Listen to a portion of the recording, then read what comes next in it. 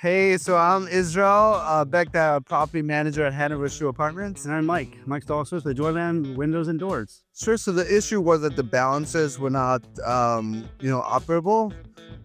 So Joyland Windows actually repaired them. I got a lot of quotes actually from people, and Joyland was the best bet. So then when Israel got a hold of me, I came up here and looked at these windows he had. He said they wanted to get these repaired if possible.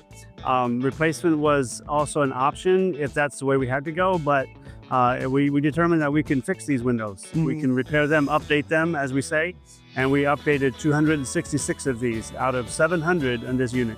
They were very good with scheduling. I always contact them before the day prior, make sure that what units they're going to go into, so I could tell the tenants. They're very communicative. This is a commercial grade aluminum frame, and the balances in these are very unique in that you have to take them up and take the whole sash out, and that whole process is not an easy one. A week and a half to almost 2 weeks, I think it was. It was about 2 weeks till we got this all wrapped up.